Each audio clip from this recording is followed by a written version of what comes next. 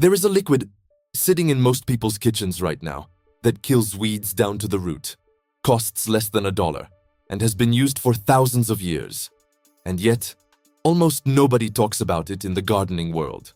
Not because it doesn't work, but because it works too well for the wrong people to profit from it. Today, I'm going to show you exactly what it is, how to use it, and why understanding this one thing might completely change the way you think about your garden forever. Stay with me until the end, because what I'm about to share goes much deeper than just killing weeds. Let's go back, way back, before the plastic bottles, before the spray nozzles, before the bright yellow labels and the warnings in 6 languages. People grew food, not as a hobby, not as a weekend project, but as survival. And weeds were always part of the equation. But here's what's interesting. The farmers who came before us didn't treat weeds like an emergency. They didn't reach for a chemical. They reached for knowledge. They used what the land gave them.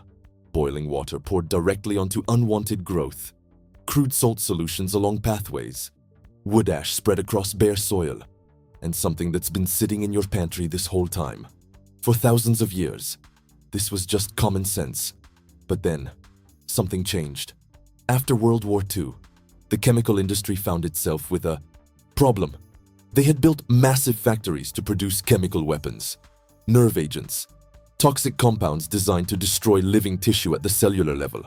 The war ended, but the factories didn't close, so they had to find somewhere to send all of that chemistry. And they looked at farming. They looked at the soil, at the weeds, at the insects, and they saw not a garden, but a market. A market that, if managed correctly, would never stop buying. That is when synthetic herbicides were born, not out of necessity, not because farmers were desperate, but because there was an industry that needed customers. And Monsanto understood this better than anyone.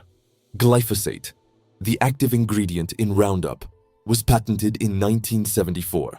And what followed wasn't just the sale of a product, it was the sale of a dependency. Think about that for a second. When you spray Roundup on a weed, you're not just solving a problem, you're entering a system. A system where the same company that sells you the herbicide also sells you the seeds engineered to survive that herbicide, and then sells you the fertilizer to replace the soil life that the herbicide destroyed, and then sells you the next generation of chemicals when the weeds develop resistance. It never ends. And the most powerful thing they ever did wasn't invent a chemical. It was make you forget that you never needed one. Because here's the truth. If you've ever felt like modern gardening is more expensive, more complicated, more exhausting than it should be, you're not wrong. You were handed a broken system and told the problem was your garden. So let's talk about what actually works. White vinegar. Plain. Ordinary. White vinegar. The kind you can buy at any grocery store for under $1 a bottle. And before you roll your eyes and think you've heard this before, let me explain what's actually happening at a molecular level. Because this isn't folk magic, this is chemistry. White vinegar contains acetic acid, typically at around 5% concentration. When you spray it directly onto a weed, that acid immediately begins breaking down the waxy outer layer of the leaf, the cuticle, the plant's first line of defense against the outside world. Once that barrier is gone, the cell membranes underneath are exposed. And acetic acid is brutal to plant cells. It pulls moisture out, disrupts the membrane structure, and within hours, sometimes minutes in hot direct sunlight, the plant begins to burn from the outside in. Now, I want to be honest with you here, because that's what this channel is about. Kitchen vinegar at 5% works best on young weeds, seedlings, thin-leafed annuals that haven't had time to establish deep roots. If you're dealing with mature weeds, established roots, thick stalks, you need something stronger. That's where horticultural vinegar comes in. Horticultural vinegar runs between 20 and 30% acetic acid concentration. That is not something you handle casually. It will burn your skin. It will damage your eyes. But on weeds, especially on a hot sunny day, it is devastatingly effective. And when you combine either type of vinegar with 2 simple ingredients you already have at home, you get something that has been called the most shared DIY weed killer on the internet. Here's the formula. 1 gallon of white vinegar, 1 cup of salt, 1 tablespoon of liquid dish soap. Mix it together, pour it into a spray bottle, and apply it directly to the leaves of the weeds on a warm, sunny day. The vinegar burns, the salt dehydrates, and the dish soap breaks the surface tension of the liquid so it sticks to the plant instead of beading off. Within 24 to 48 hours, most weeds will be dead above ground. But here's the part most videos leave out. This is a contact killer. It destroys what it touches, but it does not travel through the plant's vascular system the way something like glyphosate does. So for deep-rooted perennial weeds, dandelions with roots that go down 6 inches, bindweed, thistle, you may need to apply it more than once. And one more honest note, be careful where you spray.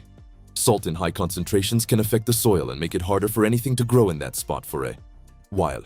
Use this in pathways, between pavers, in gravel areas, around fence lines, not directly in your garden beds if you can avoid it.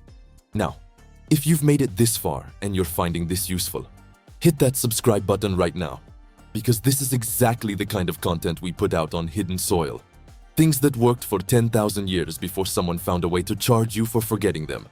And hit like too. It genuinely helps more people find this channel. Now let's talk about something more important than the vinegar. Because the vinegar solves a symptom. It kills the weed in front of you today. But it doesn't answer the deeper question. Why are the weeds there in the first place? Weeds are not your enemy. I know that sounds strange after everything I just said, but stay with me. Weeds are a signal. They appear where the soil is disturbed, where the ground is bare, where nothing with deeper roots has claimed that space yet. Nature does not like empty ground. The moment you clear a patch of soil, nature begins sending pioneers to cover it, and we call those pioneers weeds. The ancient farmers who came before us understood this instinctively. They didn't fight bare ground. They covered it. They planted things with deep roots that would shade the soil, hold moisture, break up compacted layers, and crowd out the opportunistic growth that we now spend money trying to kill. And the most powerful tool they used for this was perennial plants. A perennial is a plant you put in the ground once, and it comes back, year after year, season after season, growing stronger, spreading deeper, taking up more space. And by doing that, it naturally suppresses the weeds around it. Not with chemicals, not with effort from you, just by existing. This is actually the foundation of something I put together after years of studying how people grew food before the chemical age took over.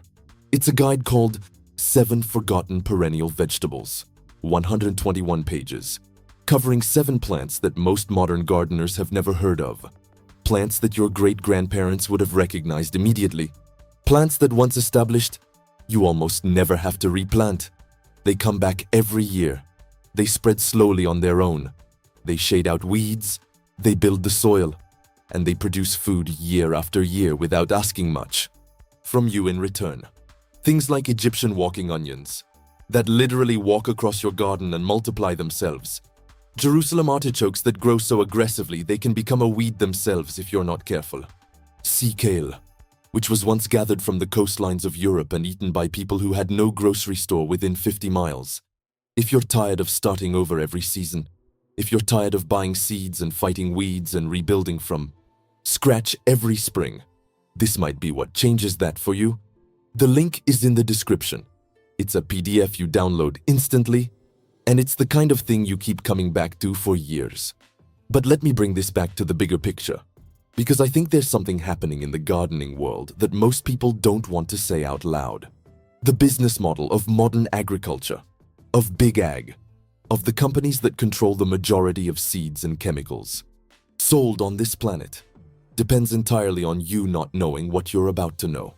Every year that you buy annual seeds, you're a customer again. Every year that you spray herbicides, you're a customer again. Every year that you add synthetic fertilizer to soil that was depleted by the synthetic products you used the year before, you're a customer again. It is a loop, and it was designed to be a loop. Your great-grandparents didn't live inside that loop. They saved seeds. They planted things that came back on their own. They built soil over decades instead of depleting it over seasons. They knew the name of every plant in their yard. not from a label, but from memory passed down through generations. That knowledge didn't disappear because it stopped working. It disappeared because it stopped being profitable for someone else. And that, right there, is why this channel exists. Now, I want to hear from you. Have you ever used vinegar or any natural weed killer in your garden? Did it work? Did it surprise you? Did it fail? Tell me in the comments below. I read every single one, and the conversations that happen down there are honestly some of the best parts of running this channel. And if you want to go deeper on any of this, the plants, the old techniques, the history of how we used to grow food before we were told we needed chemicals to do it, I've been building that out on the Hidden Soil blog as well. It's still early, still growing, kind of like a perennial garden in its first year. But there's good stuff there and more coming every week. Link is in the description. So here's where we land today. White vinegar, enhanced with salt and dish soap, applied directly to leaves on a sunny day, is a legitimate, effective, and almost free alternative to synthetic herbicides for most common weeds. It works best on young growth, in pathways, along edges, anywhere you want to clear without putting chemistry into the ground. It's not magic, it's not perfect, but it's real. It's ancient, and it costs almost nothing. But the bigger shift, the one that actually changes your garden long term, is moving away from the war altogether, covering your ground, planting things that come back on their own, building a system that works with time instead of against it. That is what the people who came before us knew. And it's what we're slowly remembering together. Before I go, one last thing. What is one plant your grandparents grew that you've never tried to grow yourself? Drop it in the comments. I'm serious. I collect these answers, and they often become the next video. The soil remembers what we forgot. Start remembering. Subscribe so you don't miss what we uncover next. This is Hidden Soil.